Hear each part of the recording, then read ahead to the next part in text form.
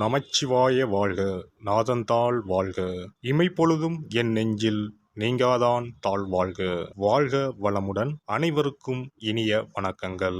நாம் இந்த பதிவில் பிறக்கப் போகும் அக்டோபர் மாதத்திற்கான உங்கள் ராசிக்கான பலன் என்ன என்பதனை பற்றி விரிவாக காண்போம்.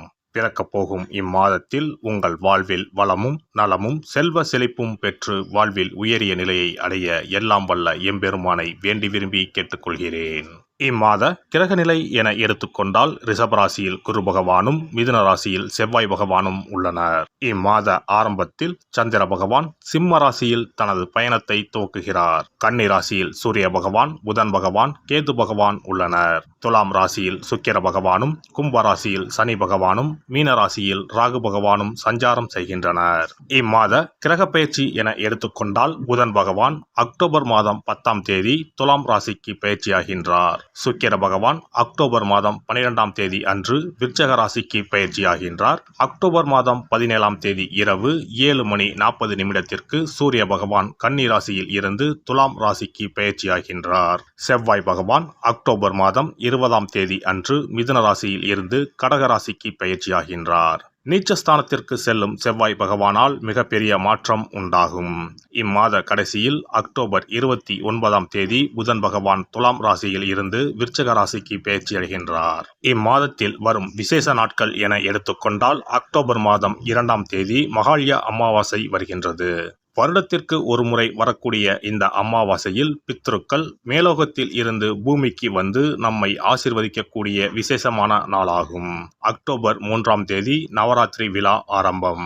அக்டோபர் மாதம் 11ஆம் தேதி ஆயுத பூஜை என்று சொல்லக்கூடிய சரஸ்வதி பூஜை வருகின்றது. அக்டோபர் 12ஆம் தேதி விஜயதசமி. அக்டோபர் 31ஆம் தேதி தீப ஒளி திருநாள். இனி உங்கள் ராசிக்கு இம்மாதம் நடக்க உள்ள சுப மற்றும் அசுப பலன் என்ன என்பதனையும், அசுப பலன் ஏற்படுமாயின் ராசிக்காரர்கள் செய்ய வேண்டிய பரிகாரம் என்ன, வழிபட வேண்டிய தெய்வம் யார் என்பதனை பற்றி விரிவாக காண்போம். கும்பராசி அன்பர்களே, இந்த மாதம் ராசிநாதன் சனியை தவிர மற்ற கிரகங்கள் அனைத்தும் உங்களுக்கு நடுத்தர பலன்களை தர காத்திருக்கின்றன. ராசிநாதன் சனி மிக அனுகூலமாக இருக்கிறார். எதிலும் ஆதாயம் கிடைக்கும். பேச்சு திறமை அதிகரிக்க செய்யும். பெண்களுடன் பழகும் போது கவனம் தேவை. நண்பர்கள் மூலம் வீண் அலைச்சல் குறையும். நேரம் தவறி உணவு உண்ண வேண்டியிருக்கும். வாழ்க்கை துணையின் உடல் ஆரோக்கியத்தில் கவனம் தேவை. உடலில் சூடு ஏற்படுத்தும் ஆகாரங்களை தவிர்ப்பது நன்மையை தரும். தொழில் வியாபாரத்தில் ஈடுபட்டு இருப்பவர்கள் பார்ட்னர்களை அனுசரித்து செல்வது நல்லது. உத்தியோகத்தில் இருப்பவர்களுக்கு வீண் அலைச்சல், வேலைப்பளு இருக்கும். பணி நிமித்தமாக நேரத்திற்கு அதிகமாக உழைக்க வேண்டியிருக்கும். குடும்பத்தில் அமைதி இருக்கும். கணவன் மனைவிக்கு இடையே நெருக்கம் அதிகரிக்கும். பிள்ளைகள் மூலம் மனமகிழும் காரியங்கள் நடக்கும். உறவினர்களின் வருகை இருக்கும். வீடு மனை வாகனம் விஷயங்களில் எதிர்பார்த்த வெற்றி கிடைக்கும். பெண்களுக்கு பேச்சு திறமையால் காரியங்களை சாதகமாக செய்து முடிப்பீர்கள். அலைச்சல் குறையும். கலைத்துறையினருக்கு என்றோ செய்த ஒரு வேலைக்கு இப்போது பாராட்டு கிடைக்கலாம். மனம் விட்டு பேசி எடுக்கும் முடிவுகள் குடும்ப முன்னேற்றமடைய உதவும். அடுத்தவர் ஆச்சரியப்படும் வகையில் சாமர்த்தியமாக காரியங்களை செய்து வெற்றி பெறுவீர்கள். அரசியல் துறையினருக்கு தடைபட்டு வந்த காரியங்களில் தடைகள் நீங்கும். ராசி அதிபதி சனியின் சஞ்சாரத்தின் மூலம் சாமர்த்தியமான பேச்சால் ஆதாயம் உண்டாகும்.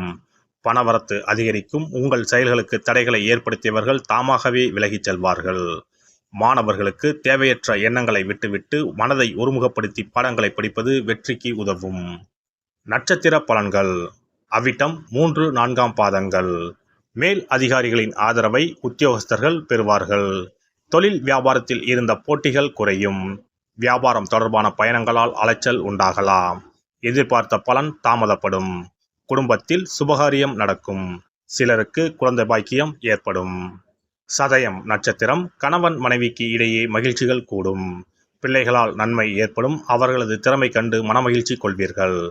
பெண்களுக்கு வீண் அலைச்சலும் செலவும் ஏற்பட்டாலும் சேமிக்க வேண்டும் என்ற எண்ணம் உருவாகும். எதிர்பார்த்த உதவிகள் கிடைக்கப் பெறுவீர்கள்.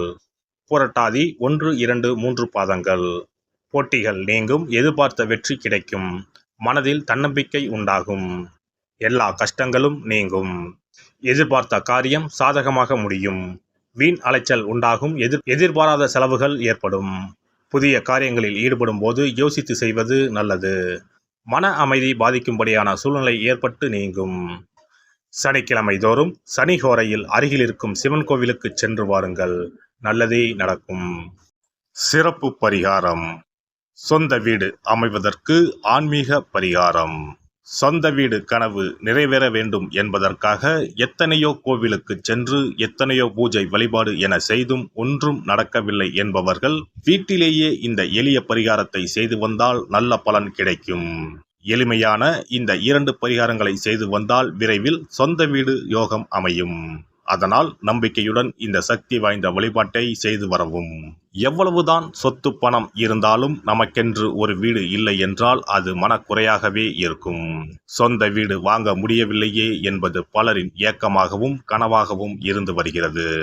சொந்த வீடு வாங்க வேண்டும், வாங்கிய இடத்தில் விரைவில் வீடு கட்ட வேண்டும், ஏற்கனவே துவங்கியிருந்த வீட்டின் பணிகளை பணப்பற்றாக்குறையால் கட்டி முடிக்க முடியவில்லையே என்ற கவலையில் இருப்பவர்கள் ஏராளம். இப்படிப்பட்டவர்கள் வீட்டிலேயே எளிமையான 2 பரிகாரங்களை தொடர்ந்து செய்து வந்தாலே போதும். சொந்த வீடு வாங்க வேண்டும் என்று நினைப்பவர்கள், அதற்கான முயற்சியில் ஈடுபட்டிருப்பவர்கள் ஒரு சிறிய அகல் விளக்கில் விளக்கெண்ணெய் ஊற்றி தீபம் ஏற்ற வேண்டும். மகா விஷ்ணுவின் அவதாரங்களில் ஒன்றான வாமனரை மனதில் நினைத்து சொந்த வீடு அமைய வேண்டும் என்று பிரார்த்தனை செய்து கொண்டு மாதந்தோறும் வரும் திருவோண நட்சத்திரத்தன்று வீட்டின் அக்னி மூலையான தென்மேற்கு மூலையில் இந்த விளக்கை ஏற்றி வைக்க வேண்டும். அக்னி திசை என்பது மண்ணுக்குரிய திசையாகும். அதாவது அங்காரகன் எனப்படும் செவ்வாய் பகவானுக்கு உரிய திசை இதுவாகும். 3 அடி மண் கேட்டு 3 உலகையும் அளந்தவர் வாமனன். அதனால் அவரை நினைத்து பால் பாயசம் நிவேதனமாக படைத்து வழிபட்டு வந்தால் விரைவில் சொந்த வீடு யோகம் அமையும். மற்றொரு பரிகாரமாக வீட்டில் பயன்படுத்தும் காமாட்சி விளக்கு அல்லது கஜலட்சுமி விளக்கு அல்லது வழக்கமாக பயன்படுத்தும் ஏதாவது ஒரு விளக்கை எடுத்துக்கொள்ளுங்கள். விளக்கை சுத்தம் செய்து மஞ்சள் குங்குமம் வைத்து வாசனை மிகுந்த வெள்ளை நிற பூக்கள் சாற்றுங்கள். பிறகு 5 ரூபாய் நாணயத்தை விளக்கிற்குள் போட்டு நெய் அல்லது எண்ணெய் ஊற்றுங்கள். ஒரு சிறிய தட்டின் மத்தியில் மஞ்சள் குங்கும பொட்டு வைத்து அதன் மீது 5 ரூபாய் நாணயத்தை வைத்து நாம் ஏற்கனவே தயார் செய்த விளக்கை இதில் வைத்து விளக்கினை ஏற்ற வேண்டும். தினமும் காலையில் 6 மணி முதல் 7 மணிக்குள் இந்த விளக்கை ஏற்றி வந்தால் விரைவில் வீடு கட்டுவீர்கள். 5 ரூபாய் நாணயம் என்பது குபேரனுக்கு உரியதாகும். இதை விளக்கில் போட்டு ஏற்றுவதால் வீடு கட்டுவதற்கான அல்லது வீடு வாங்குவதற்கான பணம் ஏதாவது ஒரு வழியில் உங்களுக்கு கிடைக்கும். காலை 6 மணி முதல் 7 மணி வரையிலான நேரம் என்பது ஞாயிற்றுக்கிழமையில் சூரியன், திங்கள் கிழமையில் சந்திரன், செவ்வாய்க்கிழமையில் செவ்வாய், புதன் கிழமையில் புதன், வியாழக்கிழமையில் குரு, வெள்ளிக்கிழமையில் சுக்கிரன், சனிக்கிழமையில் சனி என நவக்கிரகங்களில் பாவ கிரகங்களான ராகு கேதுவை தவிர்த்து மற்ற 7 கிரகங்களையும் குறிக்கும் ஹோரை நேரமாகும். இந்த நேரத்தில் விளக்கு ஏற்றுவதால் நவக்கிரகங்களின் அருள் கிடைத்து பூமி யோகம் உண்டாகும். எந்த ஒரு பரிகாரம் என்றாலும் மனதில் முழு நம்பிக்கையோடும் இறைவனை உறுதியாக வேண்டி வழிபாடு செய்தால் மட்டுமே பலன் தரும். எளிமையான இந்த பரிகாரத்தை தொடர்ந்து செய்து பயன் பெறுங்கள். எல்லாம் வல்ல இறையருளால் நீங்களும் உங்கள் அன்பு குடும்பமும் உடல் நலம், நீலாயுள், நிறை செல்வம், உயர் புகழ், மெய்ஞானம் ஓங்கி வாழ்க வளமுடன். இந்த வீடியோ பதிவு உங்களுக்கு பிடித்திருந்தால் லைக் பண்ணுங்க, கமெண்ட் பண்ணுங்க, ஷேர் பண்ணுங்க, மறக்காம சப்ஸ்கிரைப் பண்ணுங்க, பக்கத்துல இருக்கிற பெல் பட்டனை கிளிக் பண்ணுங்க. நன்றி, வணக்கம். ஓம் நமச்சிவாய. சிவாய நம.